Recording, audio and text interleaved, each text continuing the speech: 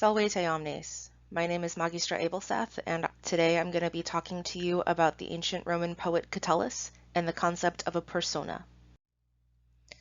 First, we're going to discuss identity and social narrative. The reason that we're talking about this is that when we study the Romans, we have to examine people, the ancient Romans themselves, and the people who have studied the ancient Romans before us, the classicists throughout the ages.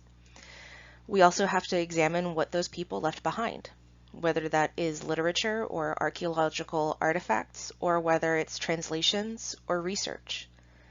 In order to study these people and what they've left behind, we have to fully see them and understand them. No one person exists in a vacuum. Everyone has a social context, a political context, an economic context, a racial context, and so very many other contexts, additional contexts, layered contexts. We could sit here listing contexts forever and we would never finish listing them all. So let's talk for a minute about identity. How would you define it?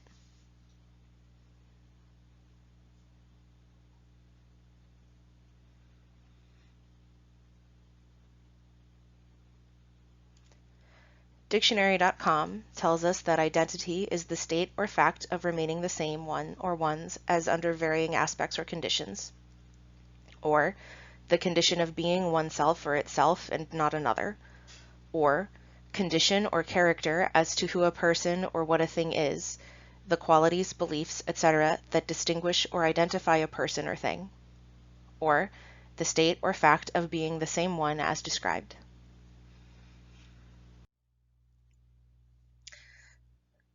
This culture iceberg is a concept that some of you might already be familiar with, but I find this metaphor especially helpful for describing the concept of identity, how we present ourselves, and how we see ourselves.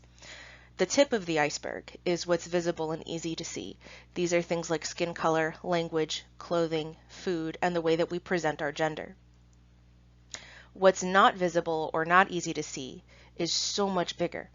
This includes belief systems, our expectations of ourselves, our expectations of others, our hopes for the future, our gender identity, and so many more aspects of who we are as people. The whole iceberg is identity. Who we are versus how we present ourselves. How we identify ourselves does not always correspond to how we present ourselves.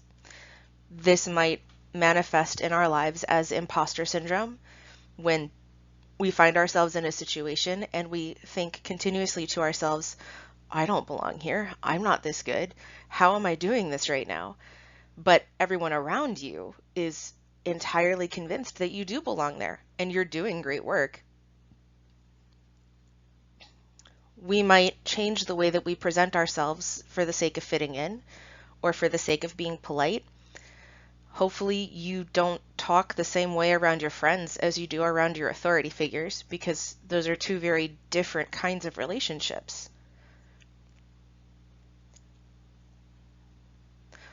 The social expectations impact our self-perception. So the expectations that other people have of us can also impact the way that we see ourselves. If everyone tells you that you're a pink elephant, eventually you start double-checking your reflection in the mirror. Everybody wants to be accepted. That's a very human experience. And what we see drives what we expect. So for example, if we only see abled people in movies and media, we expect to only see abled people in real life, and seeing disabled people or people with disabilities makes abled people uncomfortable. And then if you are a person with a disability, or if you are a disabled person, not seeing yourself represented in that media is differently uncomfortable. Having a person with a disability or a disabled person in our lives as a friend, mentor, or family member can change what we expect to see everywhere. Whether we are an abled person, whether you might be a disabled person or a person with a disability, to have that a person in your life that resembles you makes it easier for you to accept yourself. This is also a very human experience. If we do not see people in movies and media that resemble us, we lose sight of ourselves. If we do not have people around us that resemble us, we can feel terribly alone. This is why having diversity in media representation is so vitally important.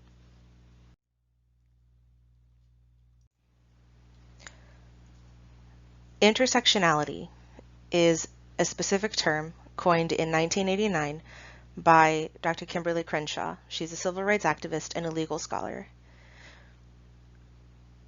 This term was meant to be used to describe the experience originally of being a woman and Black at the same time, because that's a different experience from being a Black man or being a white woman or being an Asian man or an Asian woman. This concept of intersectionality has since expanded beyond the categories of race and gender. A disabled Black man has a different life experience than a disabled white woman or an abled trans Asian woman, and so on. Economic context is intertwined with racial context, and disabled-abled context, and so on. When we're talking about identity and sense of self, it's important to remember that your identity and your sense of self is never just one thing. You might be cisgender and heterosexual, but that also intersects with your financial situation, and it intersects with your racial presentation and your racial identity. And the same is true with all of these other different various categories of personal identification and social experience. So, persona and literary narrative. Persona can refer to, and this I'm talking about the Latin word persona, but we do have the English word persona that is a similar concept. So a persona can refer to a character in a theatrical performance played by an actor, the way that you present yourself in public, or the way that an author presents himself or themself or herself in a personal narrative. Some questions to help you think about this concept. Do people present themselves the same way on Twitter as they do on Instagram or Snapchat? Verbal communication is very different from visual communication. Do actors present themselves the same way in different roles? And what about in their personal lives? Do you present yourself the same way at school as you do at home? What about around people you trust versus around people you don't trust? And then, do you have different personae for different situations? Code switching is an important and related concept. We all have a code of behavior or a code of communication that we use throughout our day and throughout our lives. Different situations call for different codes of communication. Using hanging out with my friends behavior code when you're at a fancy dinner or when you're in trouble with an authority figure may not be a good idea. Code switching is when you bounce between different codes throughout the day. So for example, when you're sitting in an online class and you're talking one way in the chat box in your classroom, but you're also texting a friend at the same time, and the way that you present your text messages, the way that you put your words together in those two different text boxes is different. Maybe you're talking to a sibling while you're chatting with a classmate in the chat box in your online classroom. Those might also be different. And then when you stop yourself from saying certain things when you're in front of certain people, but then as soon as that person leaves, you turn to your best friend and you say something completely different.